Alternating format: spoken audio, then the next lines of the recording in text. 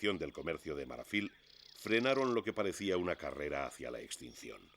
Pero para los elefantes, el futuro sigue siendo incierto.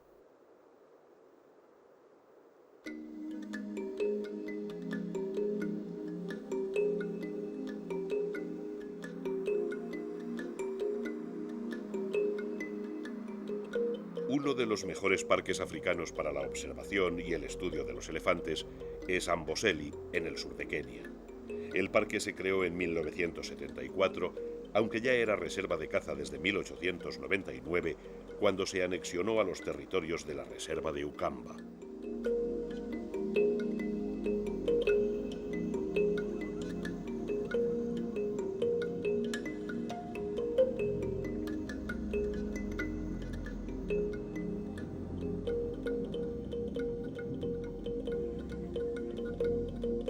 Los 392 kilómetros cuadrados del parque protegen una asombrosa diversidad biológica surgida de la unión entre una compleja geología de origen volcánico, una inusual hidrología y un régimen de lluvias influenciado por el cercano monte Kilimanjaro.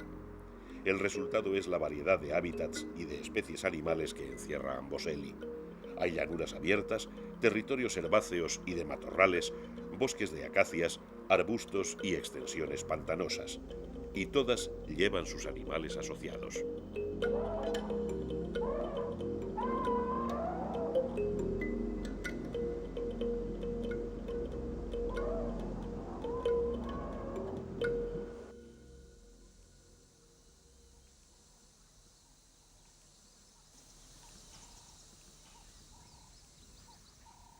Las lluvias de la zona tienden a rodear Amboseli a causa de la combinación de los vientos y las corrientes térmicas que crea el monte Kilimanjaro, que a 40 kilómetros de distancia es el que recibe la mayor parte de las lluvias. Pero este mismo monte que roba el agua de lluvia al parque se la devuelve en forma de manantiales subterráneos. El agua se filtra a través de los estratos de rocas volcánicas del monte y emerge fresca, pura y cristalina en distintos puntos del parque, reverdeciendo las praderas.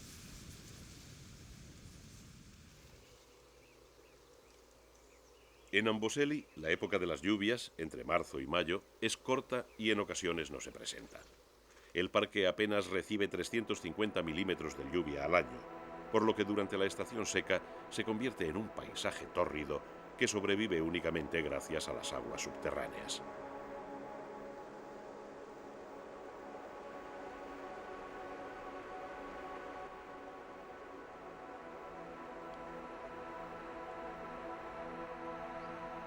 El suelo alcalino de Amboseli abarca 3 zonas de pantanos y un lago que está seco la mayor parte del año. El lago es una reminiscencia de otro mucho más grande del Pleistoceno, que al desecarse dejó una concentración de sales formando una capa superficial en el suelo. Estos depósitos salinos, que se levantan en remolinos de polvo con la llegada del viento, llamaron la atención de los masáis que habitan la región y a la zona la denominaron Empusel, palabra que en maa significa polvo salado y que dio origen al nombre actual del parque.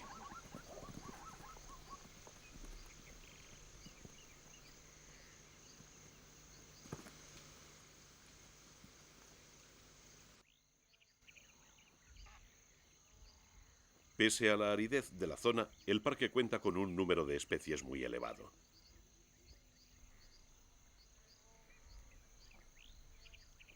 Hay más de 400 aves distintas, rinocerontes negros, jirafas, búfalos, 13 especies de antílopes diferentes, cebras, leones, leopardos. Un muestrario completo de los animales más representativos de la sabana africana. Pero por encima de todo, Amboseli tiene elefantes.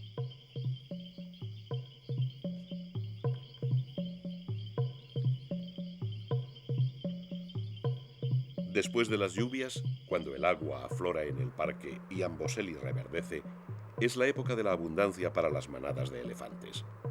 El último censo fiable, realizado en Kenia, daba una población de 19.000 en todo el país, de los cuales algo más de 700 vivían en Amboseli, lo que le convierte en el parque keniata con mayor número de elefantes.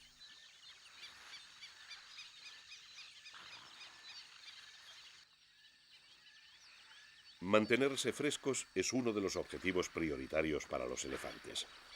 Su anatomía y fisiología están adaptadas para sobrellevar ambientes muy calurosos. El elefante tiene una superficie externa muy reducida en comparación con su peso, por lo que necesita mecanismos adaptativos que le ayuden a perder calor corporal.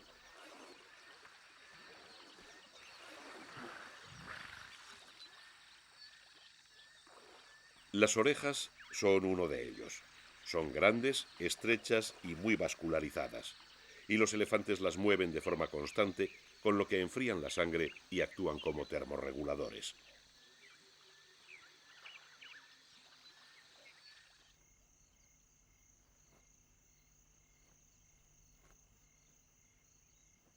Los elefantes tienen un papel importante dentro del ecosistema en el que viven. Son de los pocos animales capaces de modificar el medio que les rodea, lo que puede ocasionar graves problemas ambientales, y su actividad viene seguida de la de otras muchas especies menores.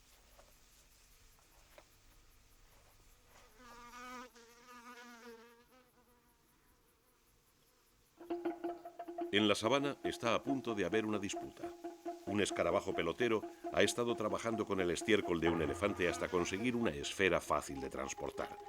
Pero como en todos lados, siempre hay algún oportunista que, amparado en su fuerza, prefiere ahorrarse el trabajo y robar la esfera de estiércol directamente.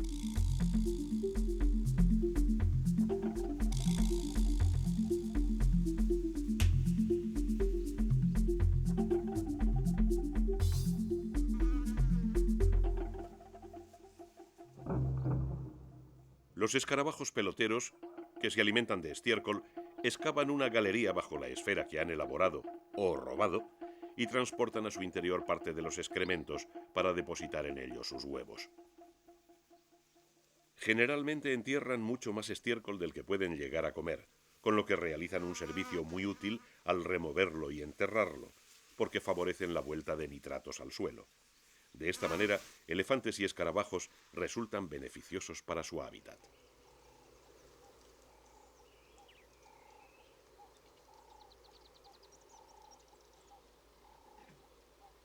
Amboseli ha sido siempre un área donde los elefantes han encontrado protección. La tribu Masái mantuvo alejados a los cazadores furtivos y desde la creación del Parque Nacional, el Departamento de Vida Salvaje vigila las manadas. En consecuencia, Amboseli es uno de los últimos lugares en África donde la población de elefantes permanece intacta.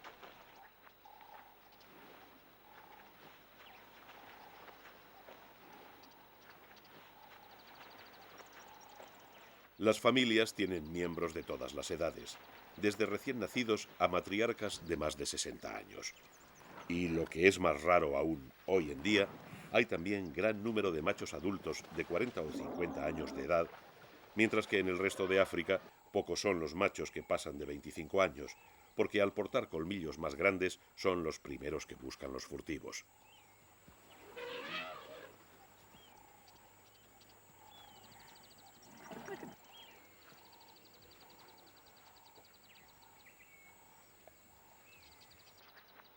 Las poderosas defensas de los elefantes africanos son instrumentos indispensables. Son herramientas de excavación del terreno para buscar agua, sal y raíces. Sirven para descortezar los árboles, como elemento de exhibición ante sus congéneres, como armas defensivas u ofensivas y como apoyo y protección de la trompa. Pero para su desgracia están hechos de marfil, y esto ha atraído desde siempre la codicia de los hombres.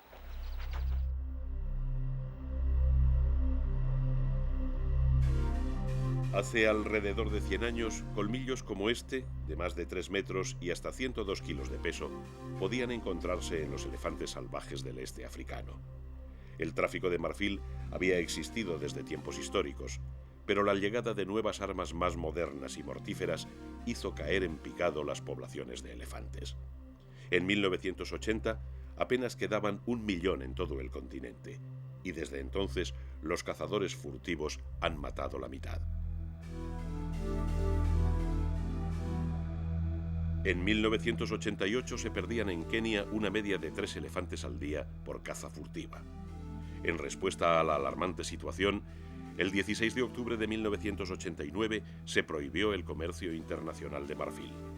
En julio de ese mismo año, en un acto para llamar la atención mundial sobre el compromiso de no vender marfil, el gobierno de Kenia quemó públicamente 12 toneladas de colmillos procedentes de 2.000 elefantes.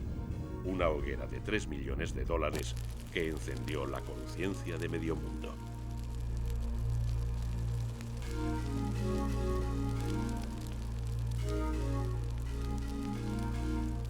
El problema de los furtivos va más allá de los animales a los que matan por el marfil. La muerte de los adultos deja desvalidas a las crías que sin la protección del grupo no tienen ninguna posibilidad de sobrevivir. O así era hasta la llegada de David y Daphne Sheldrick al Parque Nacional de Tsavo, cercano a Amboseli. David Sheldrick was the founder warden of Tsavo National Park and was very dedicated specifically to elephants and the plight of elephants, because at the time he was involved with Tsavo, the great poaching years began and they witnessed the decimation of the Tsavo Park's population, in fact the whole of East and Central Africa's population of elephants, to the extent they were losing 20 elephants a day in this country. Now Daphne Sheldrick, his wife, took to trying to look after the baby orphans of these poached elephants. When David died 17 years ago, Daphne moved here to Nairobi and she founded this trust in memoriam to her late husband and continued the work of raising baby elephants, also baby rhinos. In fact, she does any animal, but obviously because of the endangered status of rhinos and elephants, she specializes in them. To date, she's the only person in the world who has successfully hand-raised infant elephants and reintegrated them back in the wild. The three here at the Trust, Emily, Aitong and Imenti, are numbers 9, 10 and 11 of infant babies that are put back into the wild. Los elefantes son animales extremadamente sociales, con un profundo sentido de la familia. En condiciones naturales, las crías de elefante están siempre acompañadas y reciben caricias y afecto constantemente, de forma que se sienten seguras en el interior de su grupo familiar. Cuando uno de estos pequeños paquidermos pierde a su familia, en el orfanato de Daphne Sheldrick intentan hacerle superar su trauma psicológico mientras velan por su buen desarrollo físico.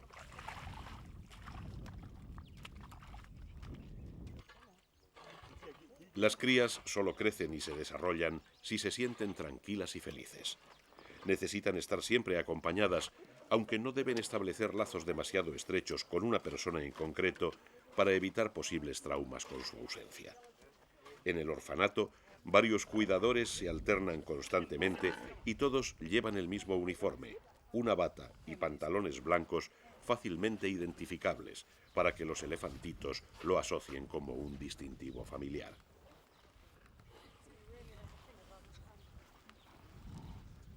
Los cuidadores duermen con ellos, siempre al alcance de sus trompas. Les enseñan a jugar y les dan baños de arena.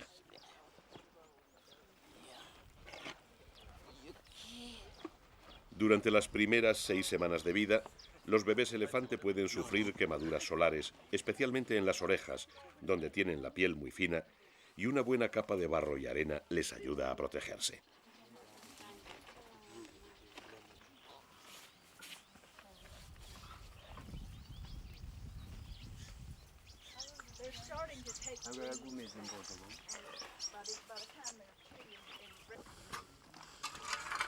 La alimentación es una de las tareas más complicadas dentro del orfanato.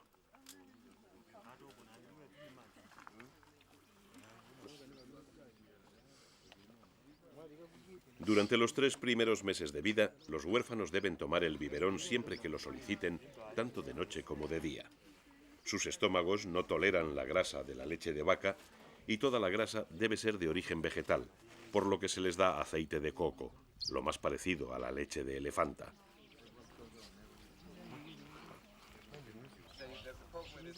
Por último, a partir de los 9 meses, se les enseña a combinar la leche con el alimento vegetal hasta que a los 4 o 5 años se produce el destete, momento en que los elefantitos estarán listos para su reintroducción en el medio natural.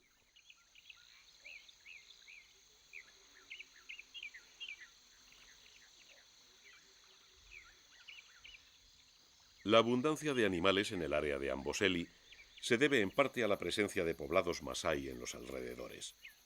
El pueblo masái lleva aquí cerca de 400 años y han sido históricamente un pueblo intolerante con otras tribus que cazasen en su zona, mientras que entre ellos tenían prohibido comer la carne de los animales salvajes, a excepción de la de los búfalos y antílopes, carne destinada a los moran, los guerreros de la tribu.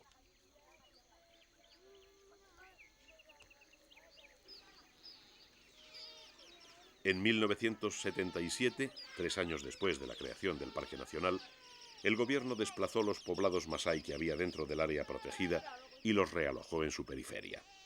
Aunque no suponen una amenaza para los animales salvajes, los masái son ganaderos y sus rebaños de vacas son una dura competencia para los herbívoros del parque, en especial en los periodos de extrema sequía.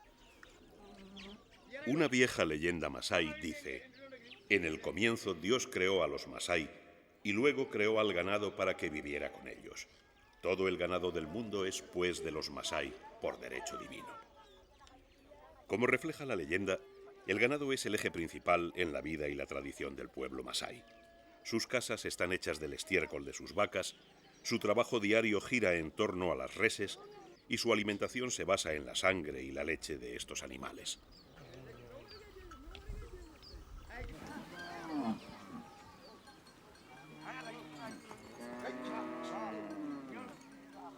Las vacas marcan la pauta de la vida en los poblados y sus habitantes desde que nacen. Al estar permanentemente rodeados de estiércol, los niños masái pueden infectarse fácilmente de tétanos, por lo que sus madres les suelen romper los 2 incisivos medios inferiores, de forma que en caso de contraer la enfermedad que les agarrota las mandíbulas, pueden tener un canal por el que alimentarse. El hombre más rico del poblado es el que más cabezas de ganado tiene, e incluso el precio de una mujer se negocia en animales. Una esposa viene a costar 3 vacas, 2 ovejas y un buey, una fortuna en la sociedad masái.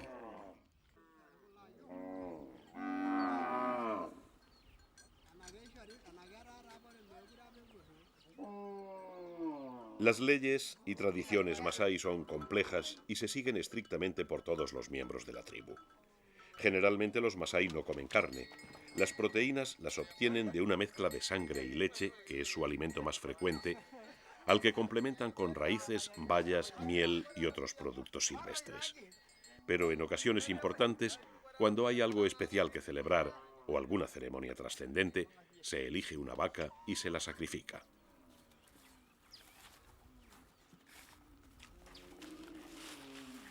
En el Imanyat, las 50 casas que componen el poblado de los guerreros masái, está prohibido comer carne. Cuando hay una celebración y se va a matar una vaca, los guerreros encargados del sacrificio salen del poblado y acaban con la res en algún descampado cercano, lugar en el que se reunirá el resto del pueblo para el banquete.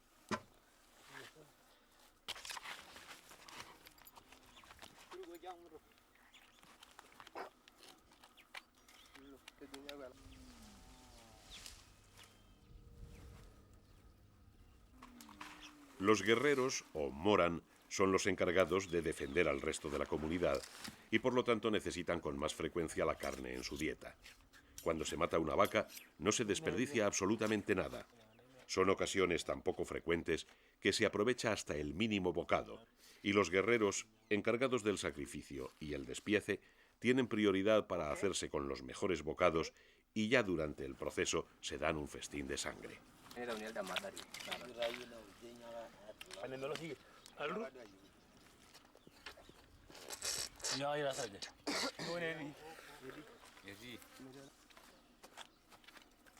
En la comunidad masái, las mujeres trabajan de sol a sol. Son las encargadas de ordeñar el ganado, cuidar a los niños, barrer y limpiar las chozas, reparar las grietas del estiércol, recolectar y acarrear leña y un sinfín de otras penosas tareas. Aún así, a la hora del banquete están relegadas al último puesto y son las últimas en probar la carne. Entre los hombres, la autoridad deriva de la edad. Antes de la circuncisión se elige a un líder natural, o laiwenami, que dirige su grupo de edad hasta la vejez, compartiendo la responsabilidad con un grupo de seleccionados de los que el experto en rituales, el oloiboni, es la máxima autoridad. En función de esta escala social, los hombres masái eligen sus bocados y, por una vez, comen carne hasta hartarse.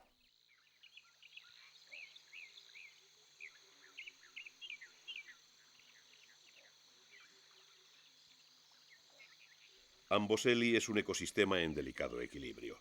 Su aridez y dependencia de los cursos subterráneos de agua hacen vulnerables sus diferentes biotopos y la vegetación, soporte de la comunidad animal, es la base de un paradójico problema.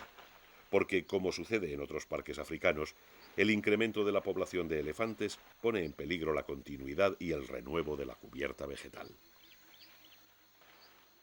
Los elefantes dedican las 3/4 partes de su vida a alimentarse o desplazarse en busca de comida y agua.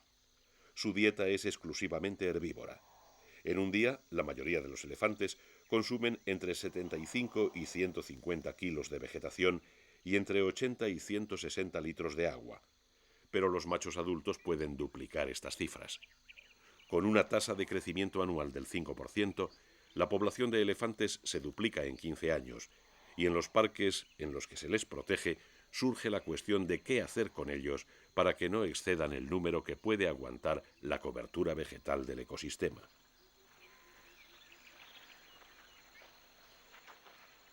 La reducción de su hábitat natural, la presión de los agricultores que matan a los elefantes que se acercan a sus sembrados y el acecho de los furtivos han cercado las poblaciones de elefantes dentro de las reservas y parques nacionales. Y en un continente que lucha por frenar la caída de la población global de elefantes, se da la terrible paradoja de casos puntuales de superpoblación y en algunos países se ha tomado como el mejor método de control las matanzas selectivas, la muerte violenta de decenas de elefantes, un animal al que el CITES cataloga dentro del grupo de máxima protección.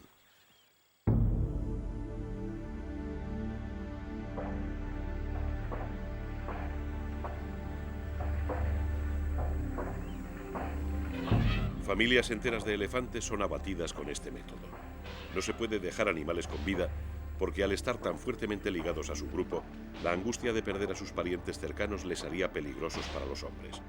Es un baño de sangre a favor de la propia conservación de la especie.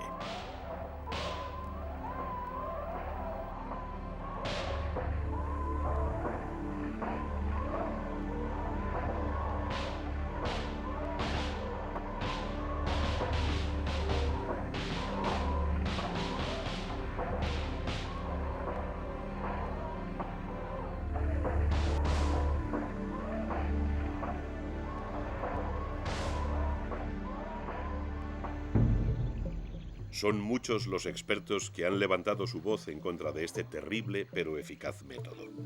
Se habla de otras posibles soluciones como la ampliación de los territorios protegidos y el acercamiento de los beneficios del ecoturismo a los habitantes de la zona o del control de la natalidad de las elefantas inyectándoles sustancias anticonceptivas.